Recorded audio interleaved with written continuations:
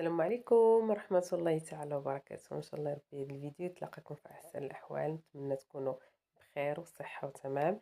اليوم نقدم لكم فيديو السفة بواحد الطريقة اللي هي سهلة وبواحد الطريقة اللي كتجيكم هشيشة وما تبقاش، يعني ما تفوروهاش بزاف، 3 تفويرات، ولكن بواحد الإضافة غنضيفوها اللي غتجيكم بنينة كما كتشوفوا.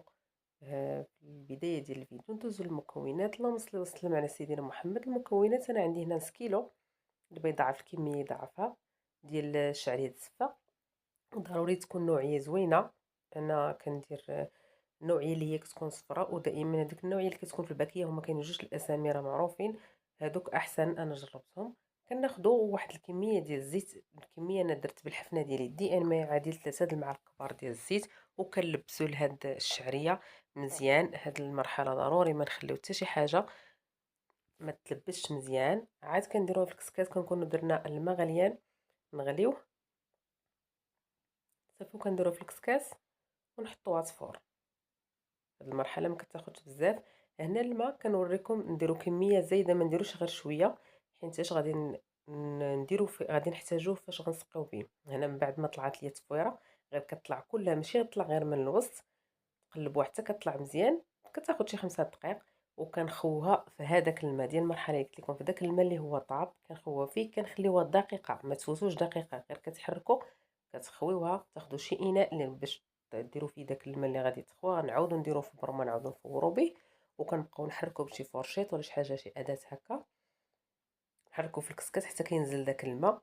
هاد المرحله كتساعد اللي ما كتخليش لكم الشعريه تاخذ وقت كبير. كاينين الناس اللي كتبقى لهم بحال ما كتجي قاصحه شويه. بهاد الطريقه صدقوني راه كتجي هائله، ما غاديش تجيكم صعيبه. انا كنهضر على المبتدئات. هنا غادي نخويها من بعد ما حركتها مزيان تهبط داك الماء وتشرباتو.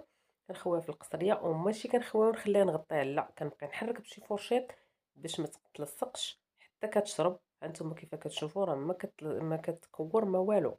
انا درت دابا يديا باش نوريكم. هنا من بعد ما شربات ليا غادي نزيد كاس ديال الحليب. كاينين الناس اللي كيزيدوا هذا الحليب في الاخر، وبالنسبه للحليب انا كنصور فيديو هنا درت كاس كافي. بعض المرات كندير 2 كيسان، ماشي كلهم دفعه واحده، كندير غير الكاس دابا والكاس في المرحله الثانيه، في التفويره الثانيه. كنديروا هاد الكاس ديال الحليب، راه كيطريها وكيعطيها واحد الطراوه كتجي غزاله. كنغطيوه حتى كيشرب. من بعد ما كيتشرب كنرجعوها، ما كياخذش فتره طويله، ونرجعوها تفور.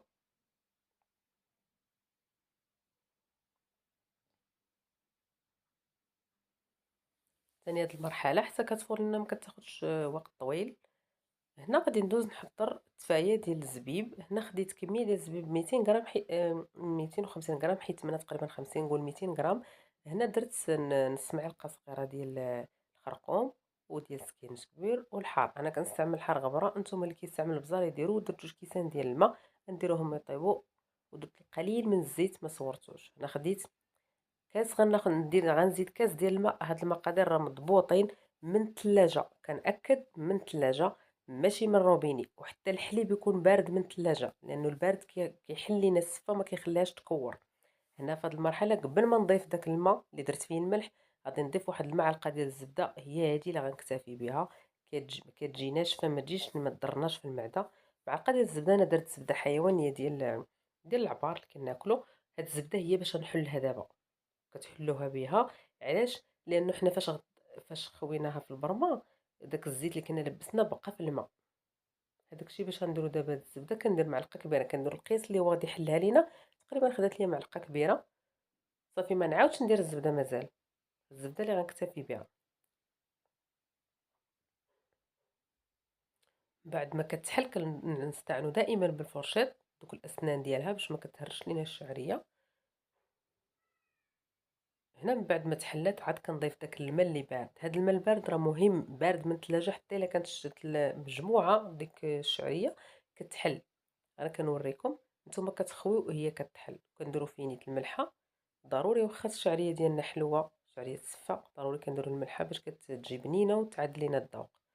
هنا كنخليوها حتى كتشرب، ما كتاخذش لانه كتكون سخونه. هاد الكاس ما كتاخذش وقت طويل. وهاد المقادير مضبوطين. 1 كيلو كاس ديال العنبه ديال الحليب كاس ديال الماء، ولكن في الأول كنخويوه في البرمة وكنحركوه مدة دقيقة، ما تفوتوش دقيقة لأنه إلا زدتو 2 دقايق تقدر تعجن ليكم.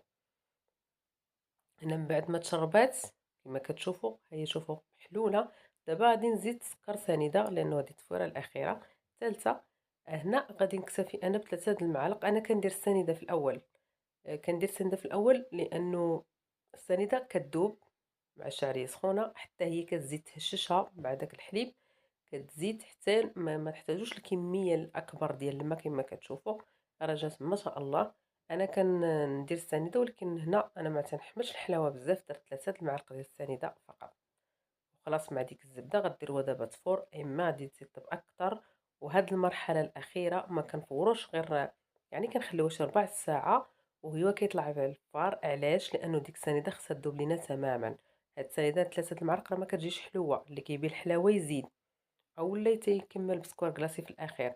هنا من بعد داك الزبيب ما طاب بقى ليا تشرب داك الماء. دابا عاد غادي باش نزيد فيه باش يتعسل بقى لي شويه ديال الماء. غادي نزيد نص معلقه ديال القرفه وجوج معالق ديال السنيده، نحركهم ونردو حتى كيتعسل، ما كياخذش وقت. دابا هنا كنوريكم راه محلوله، ما معكوره ما والو، ما عرف كيفاش كيقولوا ليها بالفرشيط. تشوفوا محلوله هنا صافي راه طلع فيها الفار، ولكن غير كنوريكم راه كلها جات محلوله مع ديك السنيده وهذه، وخليتها تقريبا شي اكثر من قسمين حتى ربع ساعه وهي كتفور. دابا غادي صافي نقدبوا صافي. كاين الناس اللي كيديروا الحليب والماء في هذا الاخير، انا صراحه ما كنفضلش هكاك، لانه لا غادي ندير الماء ونزيد الحليب حتى كتشربوا ونحطها ما خصها عاوتاني تفور. الحليب كنديرو في المرحله الثانيه. هنا كنحلها نديرها في القصري حتى كنحلها، عاد كنبدا نقادها. ندوزو لمرحلة التزيين، والتزيين كيبقى اختياري كما شفتوا في الاول. وداك الزبيب راه كيجي منسم، بحال الا ما بغيتش نطيب غير الزبيب هكاك وندير له وندوز ندير له نعسلو، كيجي صراحة لا علاقة. دابا ملي كديروا ليه هاد العطرية كيجي بحال التفاية. انا هنا غندير التزيين اللي هو عادي، وهاد المرحله كتبقى اختياريه. بغيتو ديروا اطار ديال الحلوه وديروها مربعه، كاين اطارات اللي هما دوك اللي تيكونوا بحال الدريجات. المهم على حسب نتوما اللي متوفر عندكم. انا بالنسبه لي دايرها غير للدار عادي، ما نحتاج داك التزيين اللي هو اللي ما كيما كنقولوا بريستيج. وديك الاضافه ديال الزبيب اللي كتجي معسله بالعطريه راه كتجي غزاله، غير جربوها. انا كندير واحد الحفيره في الفوق، وكنقاد ديك الشعريه ديالي من الجناب.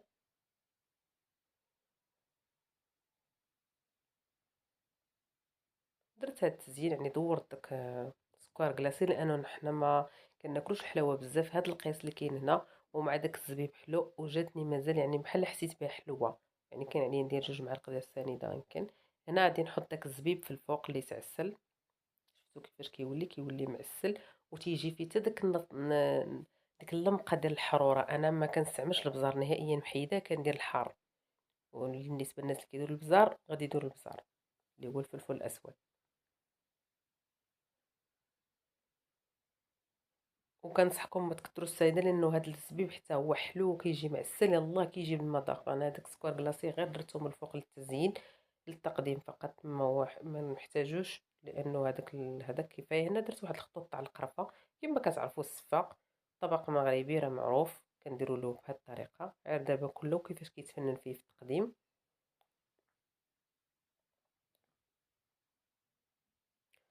بالنسبه لما توفرش عندي داك المشماش، الا توفر عندكم ديروه معسل. انا هنا درت غير تمرات. يعجبني صراحة التمر مع، معرفتش واش الناس بحالي ولا لا، مع السفة.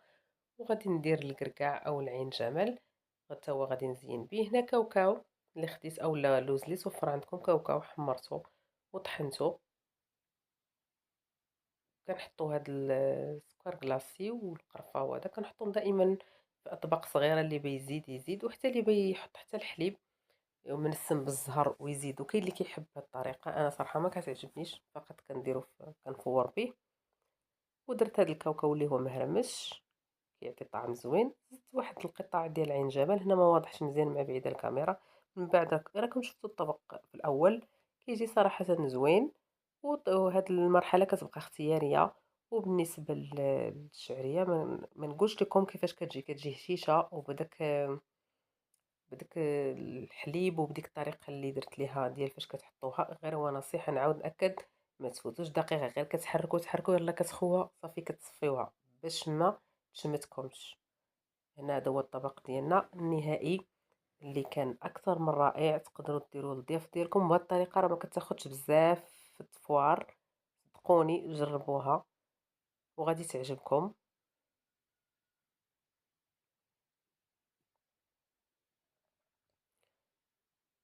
انا دائما ضروري كندوقها معكم صراحه، راه كتجي غزاله وما كتجيش معجنه، راكم كتشوفوا فيها كتجي كل حبه بوحدها.